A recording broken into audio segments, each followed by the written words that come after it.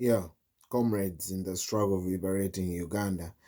Chari bange mwena, I'm one of you, your friends, your comrades, Michael, also known as Kapalaga Baby.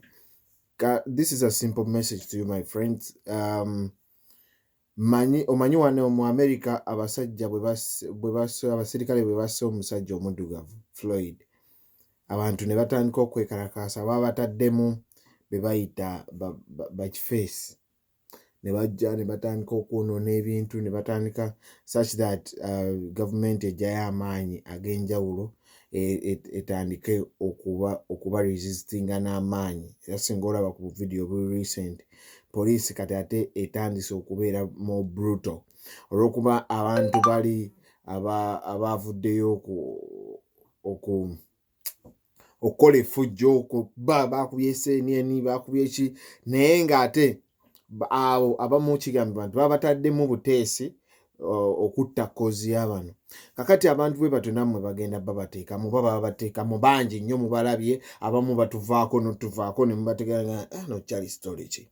Kakati in such a situation when buli lw'obeera n'omulamwa gw'oliko bagenda kuteekamu bakyali abagenda okujja ku mulamwa ogwo. Kati mu ngeri ng'eyo kyova olaba nti nno TV zijjudde ebintu bingi, Brian White, simanya nammere, simanya nene, ebyo byonna bigenderera kujja ku mulamwa gw'oliko.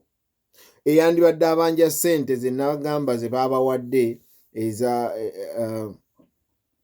US ze babawadde babawe vulnerable poor bazibaweereze ku directly ku simu, tebagenda zibawa. Kakati yandibadde ali mu kuzibanja, nodda mu kwogera ku nammere, nodda mu kwogera ku simanya Brian White, simanyani, nobeera diverted. Ogwo gwe mulamwa, and that is politics for you. So message yange mu video eno ya bintu bibiri. Ekisooka, bannange tuvuma nnyo, tuva ku mulamwa ne tudda mu kuvuma. Omulamwa guteekeddwa kubeera kutwala ggwanga lyaffe mu maaso. Buli kyoyogera kiteekeddwa kubeera kya kutwala ggwanga lyaffe mu maaso, kuliberatinga okuva ku maanyi g'emmundu okudda mu maanyi g'abantu. Gwe mulamwa guteekeddwa okubeerawo. Omuntu ne bw'aba alya nga mutuufu obukimanyi naawe, mulimu abantu naawe boolaba nga ye ne bwe bagaa nti gundi yalangiridde ekiro, tekikwewuunyisa. Ng'omuntu omulaba mu butuufu n'ogaa naye no kyali story ki.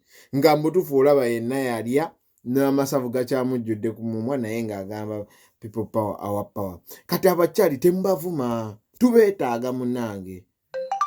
Tomugamba gundi walya tukumanyi, nedda, kubanga ate buli lwasigala ng'agamba people power, our power, wali abantu bangi nnyo babuusa. Kati ne lunaku lwalisala eri nadde eri, abantu bano babuusizza tebajja bo kuddayo. N'olwekyo kati abo bakyali temubavuma, temubalangira walya gwe beera ng'okimanyi mulo fiiti osirike. Bw'alirangirira n'agamba nze era bannange nze biki oba okimanyi, okitegeera. So tetwetaaga kuvuma abantu abo kubanga tulina kye tubeetaazaamu, nti buli lwayogera people power, our power, bannange ya gavumenti ene tukoze bubi nnyo, ebyo bye tumwagalamu. So si ye ng'omuntu, ye omuntu alina akalulu kamu naye baayogereramu, balina obululu bungi. Kati obwo obululu obungi obwo tusooke tubufune, okitegeera. So tetuddamu kuvuma bantu,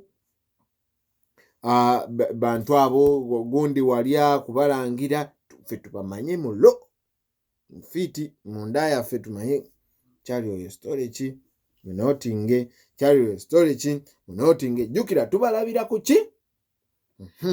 Kati n'olw'ensonga eyo buli lwe tunaaba nga tetuvuma ne tutwala omulamwa gwaffe maaso, ogenda kulaba nga kye tuliko kigguka.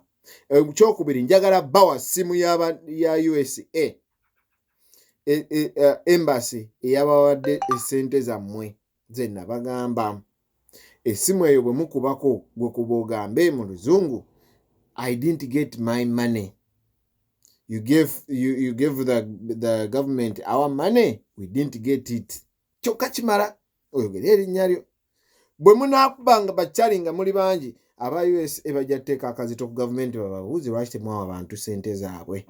Essimu eyo eri 0414 30 6 00 04 30 00 nabagambye abasajja abo bakwata bilioni 365 ne baziwa gavumenti ya Uganda bazibagabire mu abantu mu cash ku mobile money tebazoogeranga nako wiiki namba eweddeko ekyo kibye mulina okubeera musozi kuvuma bakyali bamwe okitegeera esimu mugikube mbagambe hello hi my name is Michael I'm a Ugandan I'm here in Uganda I understand you gave us money cash each one of us the vulnerable are supposed to get $25 we've never got that money we need that money please tell our government to distribute the money you give them